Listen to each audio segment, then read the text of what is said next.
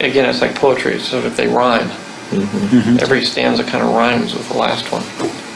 Hopefully it'll work. It's always interesting when we find parallels in history, for it makes actual events seem like a carefully and elegantly composed epic poem, and fans of Roman history should be aware of the major parallels in this incredible story. Romulus founded Rome, Augustus left it the city of marble, and Romulus Augustulus was the last Western Roman emperor in Italy. Emperor Constantine I the Great founded New Rome, and Constantine XI Palaeologos fell with Constantinople, ending the empire. Other cool parallels may include how the period between the Battle of Manzikert and the Fourth Crusade, known as the Komnenian era, was started by Alexios I and ended with Alexios V, and the Komneni are precisely our subject today. Now that I've finished covering this Komnenian era in the first 3 episodes of Eastern Rome Summarized Season 3, I've been doing a lot of reflection on the whole period. It was a fascinating one with many very colorful individuals and plenty of new innovations. Plus, it was the basis for the empire's next 4 centuries of existence. Much groundwork was laid by this dynasty and its successor, the Angelos one, who could really be seen just as a continuation of the Komneni, but with only the downsides of their government. And of course, parallels between the Komnenian dynasty and another crucial one in East Roman history, the Isaurian, or more accurately, Syrian dynasty. And I thought, why not make a video to ramble about these totally awesome but coincidental findings? Some have asked me how do I draw lines in Roman history and determine when to start a new season for my summarized series, and I hope this video will answer their questions. Now let's get on to it, because this really is all pretty cool. Let's start with the facts first. The Isaurian dynasty was established by Leon III, called the Isaurian by later iconophile historians to throw dirt at him, hence the modern appellation. The dynasty ruled the Eastern Roman Empire from 717 to 802 before being overthrown. 85 years. Roughly a century, and very long considering how short-lived Roman dynasties were before. It saw 5 emperors: the founder, his son, Konstantinos V Kopronymos, his grandson, Leon IV the Khazar, his great-grandson, Konstantinos VI, and finally, Eirene of Athens, who blinded her son. The dynasty is mainly associated with iconoclasm, a controversial religious movement which outlasted themselves. Now let us look at the Komnenian dynasty and see how much applies. This dynasty was established by Alexios I Komnenos and ruled the Eastern Roman Empire from 1081 to 1185, 104 years, just a little over a century. Still very long, although not comparable with the preceding Macedonians. It saw 5 emperors: the founder, his son Ioannes II Komnenos, the Good, his grandson Manuel I Komnenos, the Great, his great-grandson Alexios II Komnenos, and his grandson Andronikos I Komnenos, who blinded many rivals and killed more, including Alexios II. The dynasty is mainly associated with the Crusades, a controversial military movement resulting from Alexios I calling for aid from the West, and the movement outlived the Komneni. Its legacy still felt even in our present day. Sounds familiar? The similarities don't stop there. A general view of the dynasty's trajectories will show many more. The dynasty was established by a self-made military man who ended a long and destructive period of political instability for the empire, which caused a powerful new enemy to threaten New Rome's very existence. The emperor swiftly resolved the crisis at hand and gained legitimacy and support, especially from the military, then set about creating his own dynasty, which also earned the loyalty of the masses. Despite successful governance, the emperor started a controversial movement which became the branding mark of his whole dynasty and attracted criticism from later Romans and some modern historians. However, for his military victories, the empire, in decline before, gradually started recovering, and the scary enemy at the start was greatly weakened by the emperor after a battle, then faded into obscurity and got replaced. Not long after, the emperor died and left the empire to his son, a highly capable heir destined for the throne and already proven on the battlefield. However, the new emperor faced opposition from his family, and although he triumphed in the end, he became very careful and had trust issues later. He continued his father's policies with great success and generally excelled in both politics and war, facing multiple enemies and bringing victory to Rome. He was easily the best general of the dynasty, and a pesky enemy was almost extinct by the end of his reign thanks to his diligent campaigning, had his life not suddenly ended before dealing the last blow.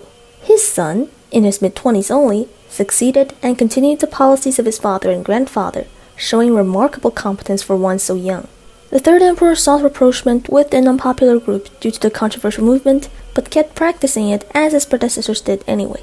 He was a good ruler with great victories of his own to boast of, but died before he could prepare his young son for the throne, causing the decline of the dynasty.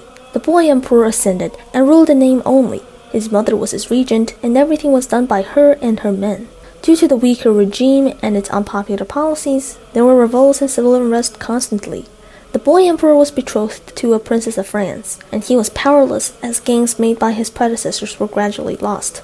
A family member first ruled as his colleague, and then deposed him cruelly. He died soon afterwards, and the relative became the new Vasilevs, who tried to become popular by ending the controversy in some way, and tried but failed to rule well. Then ended up deposed by an unrelated aristocrat after seriously being undermined by the West. Thus began a new, short-lived dynasty. Okay, that was a lot, condensing more than a century's worth of similarities between two dynasties, and their short-lived successor wasn't easy, but now we can just fill in actual events into this template. We can match up all 5 emperors of the dynasties with their counterparts, which should be obvious. First, the Cunning Founder, Leon III and Alexios I. Secondly, the Extraordinary Son, Konstantinos V and Ioannes II. Thirdly, the Accomplished Inheritor, Leon IV and Manuel I. Fourthly, the Unprepared Child, Konstantinos VI and Alexios II. Finally, the Ruthless Regent, Eirene of Athens and Andronikos I. Having filled in names for each emperor, we may do so for the background before their dynasties rise to power. The long and destructive period of political instability would be the 20 years anarchy for Leon III and the post-massacred decade of chaos for Alexios I. The political drama faced by the empire in these trying years caused external enemies, the Umayyads in the case of Leon and Italo-Normans for Alexios, to aim for their ultimate dream of conquering Constantinople and destroying the Roman Empire, especially with a powerful new enemy at the head of these armies.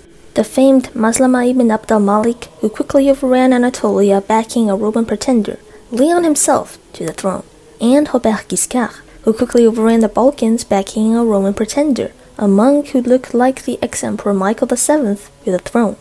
It was precisely in those years that both Leon and Alexios rose to prominence.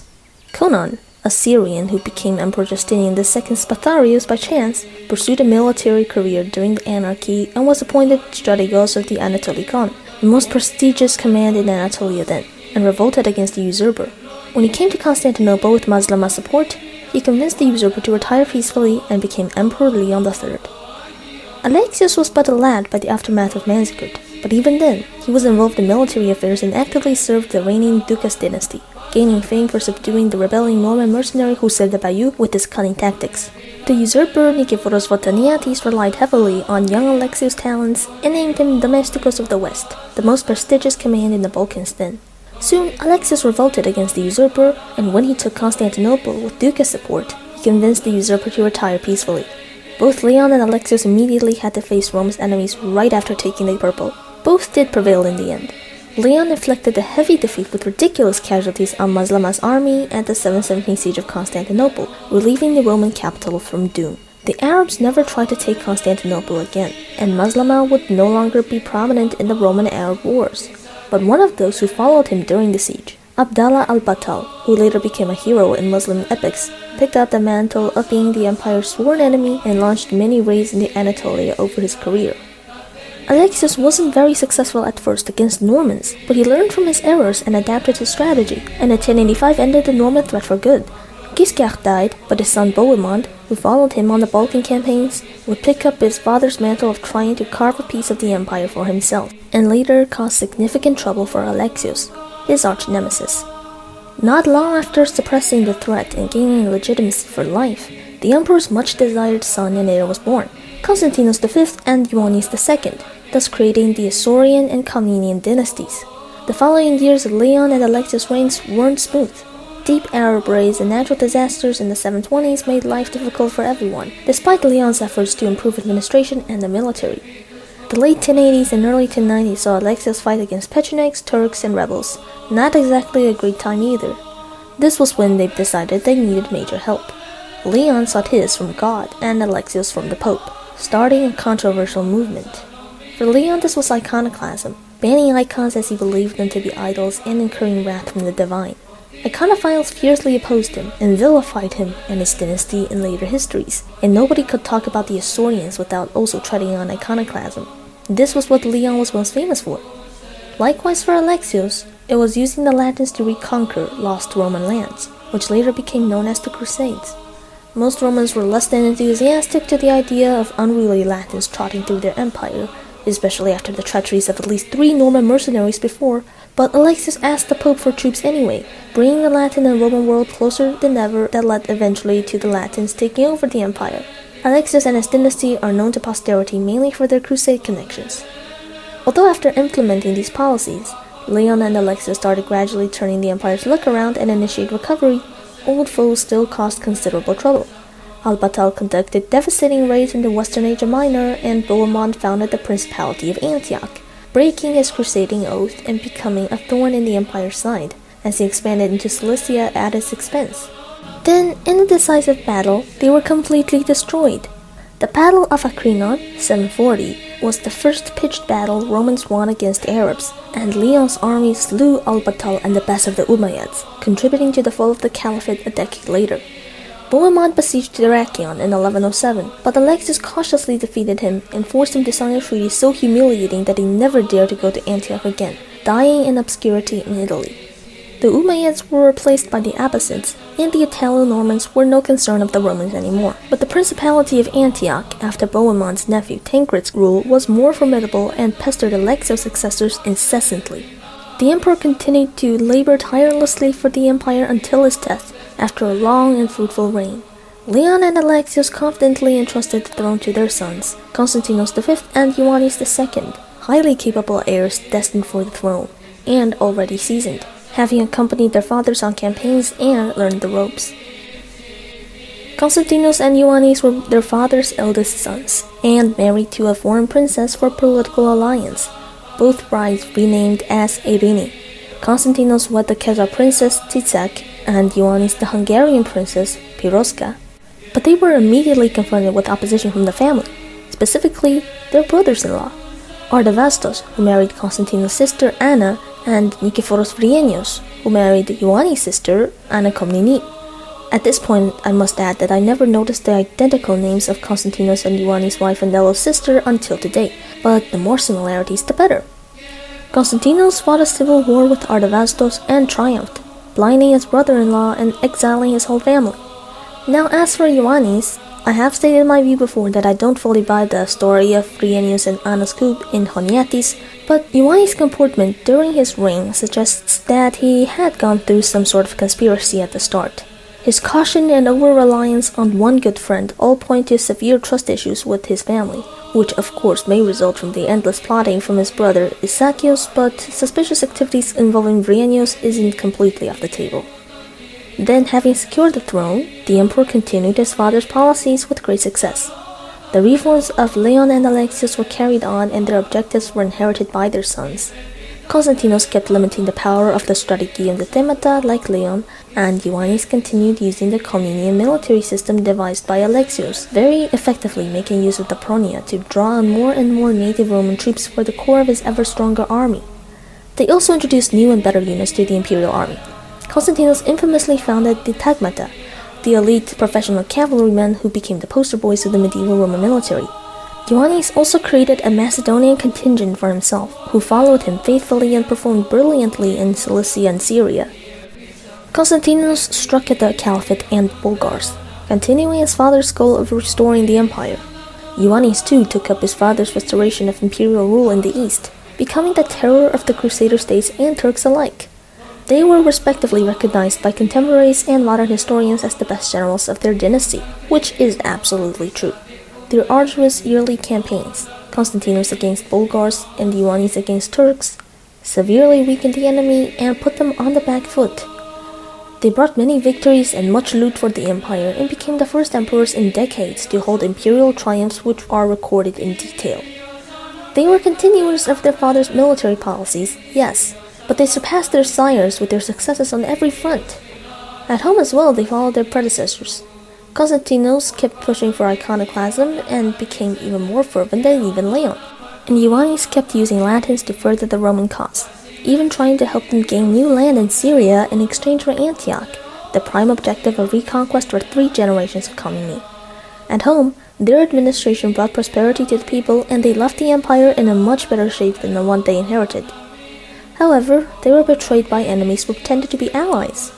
Konstantinos by Count Alaric of Bulgaria, who tricked the emperor into revealing Roman spies, who he killed, and Ioannes by Prince Raymond of Antioch, who tricked the emperor into thinking he could have Antioch after shedding sweat and blood for Latins in Syria, but orchestrated a riot to expel the Romans from the city. Enraged, they planned a campaign of retribution at the head of a large army which could have ended the existence of Bulgaria and the Principality of Antioch, but they suddenly died just before they could and left the empire to their young son. The second emperors of the dynasties are considered as the best by most people, and their achievements were praised by even their opponents. Not even Theophanes, the iconophile slanderer of the Isaurians, could hide Konstantinos' many accomplishments, and even the Western sources, usually hostile to the Eastern Roman Empire, heaped praises upon Ioannes. They continued their father's legacies and ensured that they were succeeded by a capable heir. What more could you demand from medieval monarchs, except not dying at the worst moments possible? Now on to the third emperor, Leon the Khazar and Manuel Komnenos.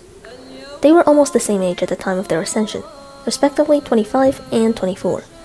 They were also half non-Roman from their mother's side. Leon's half-brothers and Manuel's brother all thought they had a claim to the throne too, but never openly attempted a coup, harboring resentment secretly instead. The emperors retained the policies and personnel of their fathers, including the most prominent official and general. For Leon, that would be the ultra-iconoclast strategos, Michael Drakon, who was Konstantinos' most trusted and best general and an administrator due to his iconoclast extremism, and the two bonded over persecuting iconophiles. For Manuel, it was Ioannes Aksuk, undoubtedly the most prominent person from Ioannes Komnenos' reign in general, and his best friend. Both were dynastic loyalists. Drakon served Konstantinos and his descendants faithfully, and staunchly supported them against any rival. Aksuk literally secured Manuel's throne for him. When Leon anticipated a major Arab raid in 778, he attacked first by ordering a massive invasion of Abbasid Syria, which Drakon led and achieved a great victory at Germanicea. When the Sicilian Normans invaded the empire and took Corfu, Manuel sent Aksuk to retake the island, and the Megas Domesticos swiftly did so before dying from natural causes later. Both these generals came from very humble origins, but were favored by the previous emperor and distinguished themselves with their own excellence. But they couldn't be further apart in character, which we'll talk about once we discuss the differences at the end. Back to Leon and Manuel. They led less campaigns in person than their fathers, but knew how to send good commanders to achieve victory from a distance.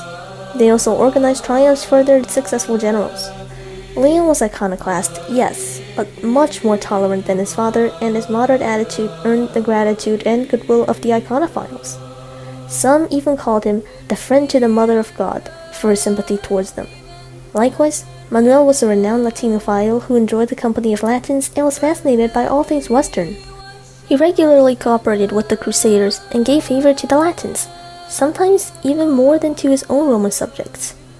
For all this, the Latins appreciated him and called him the most blessed emperor of Constantinople, and that's a huge mark of respect coming from Latins.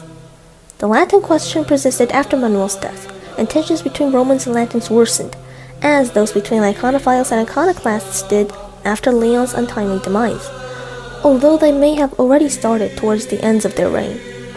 By Lent, 780, Leon hardened on iconophile persecution, and in 1171, Manuel arrested every Venetian in the empire. The Khazar died extremely young, after a promising reign of merely 5 years, so I couldn't keep comparing him with Manuel, who ruled for 37. The most important similarity between the two is this: neither had the time to prepare his son for imperial duties. Leon died too young, and Manuel only produced a son late in his reign. Unlike their fathers, they just made their eldest son the natural heir without even training him first, and the young boy who took the throne caused the dynasty and Roman fortune to go downhill quickly. Leon's iconophile wife, Eirene, became their son, Konstantinos VI regent, with her advisor, Stavrakios, and Manuel's Latin wife, Maria, became the regent of their son, Alexios II, with her lover, Alexios Komnenos the Proto-Sevastos.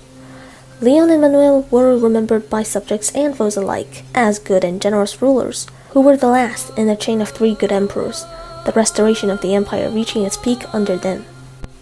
The boy emperor Konstantinos and his government faced multiple revolts, from Leon's half-brothers, the discontented, mainly iconoclast army, the Strategos of Sicily, and so on, due to Eirene's iconified position and her military weakness. Alexios and his regents faced much opposition, most notably from his half-sister Maria Komnenian and other aristocrats, plus much of Manuel's vassals started sliding from Roman control right then, due to Maria of Antioch's shameless pro-Latin policies and military weakness. Konstantinos was betrothed to the Frankish princess Rotru to strengthen ties with the West, although Eirene broke the marriage off eventually, and Alexios married Agnès of France, another French princess. The young emperors played barely any roles as their mothers put down the coups of their family and had to face reinvigorated enemies. Harun al-Rashid led a devastating raid into Anatolia and forced Eirene to pay a humiliating tribute in 782, while the Bulgars started raiding the Balkans again from 789. For Alexios, his foe in Anatolia was Turkish Sultan Kilij Arslan II, and in the Balkans, Bela III of Hungary. It wasn't long before the emperor's regents were deposed, but they would still be under the yoke of a relative, who first ruled as his colleague, then deposed him cruelly. For Konstantinos, this was his mother Eirene again. For Alexios, that was his uncle, Andronikos I Komnenos. After sharing rule from 792 to 797, Eirene and her supporters blinded and deposed her son, who died soon. Andronikos co-ruled as Alexios' senior colleague for a year before letting his goon murder the boy in 1183. The colleagues then became the last emperors of the dynasty. I know I called Eirene and Andronikos the Ruthless Regent for their cruel way of taking power and their paranoid nature, but the former was nowhere as horrible as the latter. Eirene resolved the iconoclast controversy by holding the Seventh Ecumenical Council, restoring icon veneration in the empire and improving imperial relations with the clergy and papacy. Andronikos tackled the Latin problem, which had bothered the Romans for years, but his solution was to be a complete xenophobe and murder every Latin in Constantinople, gaining the favor of the city's mob. For their credit, both tried to rule well but failed. Their end soon came as both the papacy and the mob bit the hand that fed them. Pope Leo III crowned the Frank, Charlemagne, as Imperator, drastically reducing Eirene's prestige. And Andronikos' rule was so intolerable that the mob tore him to pieces after they got a new emperor. Eirene was deposed by an aristocrat, the Logotitis Nikephoros, who founded his dynasty. Andronikos was also first deposed by an aristocrat, Isaurian Angelos, who called the people to arms against his reign of terror. The deposition of Eirene and Andronikos, the Isaurian and Komnenian Dynasty's 5th rulers, marked the end of 2 almost century-long regimes and gave rise to new ones, the Nicephorian Dynasty and the Angelos Dynasty. That was a lot of similarities. Now, time for the differences. On a dynastic scale, the Isaurians and Komnenians' major difference was their leaning. The former leaned towards the east, while the latter leaned towards the west. The heartland of the Isaurian Empire, as for under most Middle Byzantine dynasties, was Anatolia. There the most important and capable generals resided, and the bulk of the army was conscripted among the Anatolian farmers. The main enemy of the Romans then were the Arabs, whether Umayyads or Abbasids, and most of the action took place in Asia Minor too. The main supporters of the Isaurian regime, as well as iconoclasm, could be found among the Asian subjects, while iconophiles such as Eirene or the Pope were mostly from European provinces, which the Isaurian emperors had very loose control over due to the Slavic migrations into Greece, the nascent Bulgarian threat in Thrace, and their inability to defend Italy from the Lombards. Leon the Syrian was himself from, Syria, then an Umayyad province, and iconophile historians describe him as Saracen-minded. They seek to blame his decision to ban images on his Islamic influences while growing up in the Caliphate. And if that's true, then it would be no surprise that he was focused on the East as emperor, and passed the idea on to his successors. The empire of the Komneni was a vastly different one, as they had an almost exactly opposite situation to the Isaurians. The heartland of the Komnenian Empire were the Balkans, a provincial backwater under the Isaurians, but gradually re-Hellenized since Eirene's rule and fully reconquered by the Bulgar Slayer 2 centuries later. Under the later Macedonians, the Balkans gained prominence and developed its own military aristocracy like the one in Anatolia, producing many fine officers, such as Alexios I's son-in-law, Nikephoros Vrienios, whose grandfather also kept the Balkans stable in the utter chaos following Manzikert, while Anatolia's generals abandoned their homes until all Roman Asia was overrun by the Turks. Alexios, although from the Anatolian military aristocracy, had no Anatolia to depend on when he was emperor, so also out of necessity he and his successors resorted to the Balkans as their main source of revenue and native recruits. Most of the Komnenis' major battles were fought in the Balkans too, starting with Alexios' first war with the Normans. The west-leaning nature of the Komnenian Dynasty was also the result of the rising powers of Europe. The Normans in particular, but also the French, Germans, Italian maritime states, Serbia, and Hungary. Indeed, Alexios called on the Crusades to drive the Turks out of Anatolia, but it was clear after the First Crusade that the main enemies of the Romans in the east wouldn't be the Turks, but the various Latin states who defied the emperor's authority. Alexios was fully occupied with the Crusaders from 1096 to the 1110s. Ioannes undertook his most serious campaigns in Syria and Cilicia, not in Anatolia. Manuel, well, it's obvious how involved the Crusaders this Latinophile was. The Latins and Romans had much exchange and learned even more from each other, but unlike with the Isaurians and the Arabs, the Latins succeeded in taking over the Roman Empire they copied so much from, while the Arabs never did. I could go on and on about how fascinating the dichotomy between the tendencies of the Isaurians to look east and the Komneni to look west is, but I think you get my point now, and I'm getting annoying. Of course, another obvious difference is how well documented the periods are. The Isaurians lived smack in the middle of what we call the Byzantine Dark Ages, an era where written sources were extremely rare, and education seemed to be in decline. Did you know there was no contemporary Roman historical source for the 8th century? Yeah, I was shocked too. Historians had to piece together the history of the Isaurian dynasty from official documents, hagiographies, foreign sources, and histories written by later Roman authors, who were all heavily influenced by iconophile propaganda. So we don't really have the most accurate picture of the Isaurian era. They were probably the least well-documented Roman dynasty, in my opinion. We know their deeds, because even iconophiles could not erase their achievements, but all the slandering is very doubtful, and it's likely that the Isaurian emperors are portrayed too negatively. Now with the Komneni, we have the exact contrary. On top of initiating the Komnenian restoration, the court of the Komnenian emperors was probably the most intellectually active since the Justinianic era. We had a veritable renaissance in the arts, culture, and learning in the 12th century, thanks to the care and patronage of the Komneni for scholars and artists, one equally as brilliant, if not more so, than the Macedonian Renaissance which preceded. And of course, historiography was one of those arts which thrived. Alexios Komnenos' own eldest daughter, Anna Komneni, is easily one of the most recognizable names in Eastern Roman history writing, along with Nikitas Koniatis, whose masterpiece is one of the most crucial sources for the era up to 1204. Aside from all those historians, court intellectuals composed panegyrics and orations for many occasions, which also serve as valuable sources for us. The absolutely humongous literary corpus of the Komnenian era makes it one of the best documented Roman dynasties in history, and our concern is that, even with more critical histories like that of Zonaras and Honiatis, the orations and the Alexiad paint an overly positive picture of the Komnenian emperors, who were true masters of propaganda and would make even Augustus proud. But what caused this difference? Didn't the Isaurians and Komneni both inherit an empire which lost half its territory to Arabs and Turks? Was there not chaos everywhere for both dynasties at the start? How did the Komnenian intellectual culture flourish while the Isaurian one declined? Consider this. The Komneni directly inherited the Macedonian Renaissance and the works of brilliant men like Michael Psellos, who revolutionized the intellectual scene at Constantinople.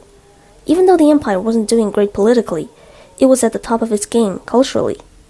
Psellos and Adaliatis, two very major historians and intellectuals from the Macedonian era, died right before the Komnenian era. Their legacies were still strong and remembered in Constantinople when Alexios came to the throne, and some Macedonian scholars even survived well into Alexios' reign. The Isaurians were denied the privilege of inheriting one of the most vibrant intellectual cultures the Roman Empire ever saw. Rome had not been in a good shape since the 7th century. It saw a brief revival under Heraclius in the early 630s, but then the Rashidun Caliphate said hello, and everything went back to misery again. The Arabs conquered the Levant, Mesopotamia, and Africa, where the empire's most prestigious urban centers and schools were. Alexandria, Edessa, Antioch, Beirut, all these cities with the liveliest scholarly and theological traditions were lost to the Romans. They had to reconfigure their intellectual culture all over again, but they lacked the time or energy to do so when the Arabs threatened their very existence. Now, of course, absence of sources doesn't mean for certain that the Isaurians didn't encourage scholarly activities, especially since they were so hell-bent on dictating religion. Might as well let the big brains occupy themselves with something else. But we just don't know enough. The absence of a developed intellectual tradition right before the reign of the Isaurians was a key difference between them and the Komneni, and resulted in how they are remembered by posterity. And I think I should shut up before I turn this video into a mini-essay on Eastern Roman social and cultural history in the 8th and 12th centuries. Let's get back to the parallel characters and their differences. Leon the Syrian shares much in common with Alexios Komnenos. They are probably the most similar duo in this comparison, but in one thing they differed considerably: their attitudes on religion. Sure, both of them were highly Khazar papists like Justinian and interfered with the church as much as possible. But Leon was an innovator who dared to challenge existing traditions, while Alexios presented himself as, and acted as, a staunch defender of orthodoxy. The veneration of icons and the cult of the Virgin were things which gained significant popularity in the empire over the 7th century, but Leon decided that they clashed with his views on Christianity and gradually outlawed them. Maybe the opposition to iconoclasm wasn't as fierce as the hagiographies described, but icons were accepted as very normal in Roman society by then, and an important part of your average Christian's life. We've all seen what happened to emperors who deviated from orthodoxy before. Leon probably knew their fates and also knew the criticism he would receive, but he risked his reputation and the stability of his reign just for what he perceived as right, though he was no theologian. Alexios, on the other hand, was hard-handed in suppressing heretics and maintaining established orthodoxy. He frequently met holy men and supported monasteries, trying to gain their favor. This attitude he inherited from his pious mother, Anna de Lassini, and seemed to have influenced his generals to do the same. Alexios also didn't hesitate to condemn those who strayed from orthodoxy, like the disciple of Psellos, Ioannes Italos, and multiple bishops throughout his reign. He was famous for persecuting the Bogomils, which Anna Komneni recorded in detail since she considered it one of her father's greatest deeds. Alexios rooted out the sect and burned their leader at the stake, proving his conviction and making it known to everyone that orthodoxy was not to be trifled with. Konstantinos, Kopronymos, and Ioannes are perfectly matched in competence and efficiency of ruling, but their nicknames reveal all the differences between their personalities and reputations. The former was called the dung-named, while the latter was called the good. Konstantinos, at least according to iconophile sources, was a horrible, cruel, and vain person, who persecuted pious monastics with brutality, and he was merciless towards his enemies. Ioannes, on the other hand, was a well-natured and tempered monarch, who handled his subjects with love and treated his enemies with mercy. He never condemned anyone to death, and didn't exert cruel punishments, so he was called the Byzantine Marcus Aurelius by Edward Gibbon of all people. These two were polar opposites in their character, and what's more interesting was that they had each an intimate loyal friend who amplified Konstantinos' vices and Ioannes' virtues. The former had Michael Lachanodrakon, the latter had Ioannes Aksuk. Lachanodраkon's zeal for iconoclasm and persecution of monastics burned so hot that he literally set fire to monks' beards and buried some alive. Whatever Konstantinos did to iconophiles, he did it 10 times worse. He was described by the Kopronymos as a man after his own heart, because apparently sadistically torturing monks was a criterion to become the emperor's friend. Meanwhile, Aksuk was remembered fondly by everyone who knew him as a kind soul who surpassed even Ioannes the Good. He was just nice like that, and a super sweetheart who complimented the emperor's excellence. The anecdote about Anna's coup shows in full what Choniates thought about the pair. Ioannes ordered his sister's property confiscated, but Aksuk stepped in and tried to reconcile the siblings, causing the emperor to admit that Aksuk was more merciful and virtuous than himself. Lachanodrakon and Aksuk are, again, polar opposites. Besides the length of their reign, Leon the Khazar and Manuel's only notable difference I could think of is their public profile. Anyone vaguely familiar with the Komnenian period would know of Manuel's rich and opulent court, his reputation for lavish spending, and his flamboyant lifestyle. Manuel's presence dazzled everyone. He made sure he was in the spotlight, and you would clap for him. Leon didn't seem to have any such reputation. He was actually pretty modest, judging from the limited sources. It may be due to him not having enough time to fully show his true self, but we'll never know. Despite both being boy emperors, Konstantinos VI eventually grew into an adult and challenged his mother's authority as a rebellious teen, while Alexios II never got the chance to do so and stayed under the control of his family all his reign. Konstantinos had troubles with his love life. His marriage to Gertrude was broken off by his mother, who chose another bride for him, who he hated. Later on, he divorced his empress, and a whole Meeking controversy started just about his unfaithfulness.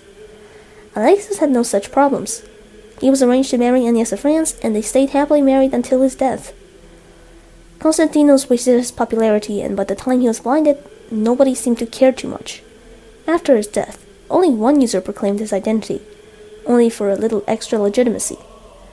Alexios had more pretenders stealing his identity after his death, even though his end was much more certain than Konstantinos, meaning he was probably more popular. But he was almost a non-entity in his own government, so I can't compare them much longer. Now between Eirene and Andronikos, there are major differences. She was no saint, but he was just evil. As cruel as Eirene got, she blinded just one son, and generally sought to please her subjects, while Andronikos ordered the deaths of Alexios, Maria of Antioch, Maria Komnenian, her husband, and many others in his family. He also sunk his laws using a woman as a battering ram to force rebels to submit to him, and his goons committed even more atrocities.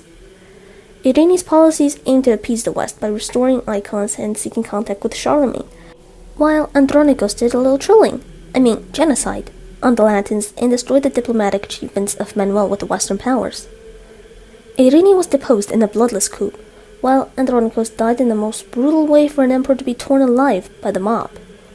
To compare anybody with him is almost insulting. I believe we must end this video before it gets too long. I also plan to explain the similarities between the Nicephorians and the Angeli, but we have no more time. I hope you see how much the Isaurians resemble the Komneni, and how foundational they were for the following period of Roman history, and shaped the Roman identity. It's also cool to talk about these findings, so thank you for sticking along. If you watched until the end, I congratulate you. Your passion for Roman history will make even Romans themselves proud. Thanks so much for watching, and I'll see you in the next video.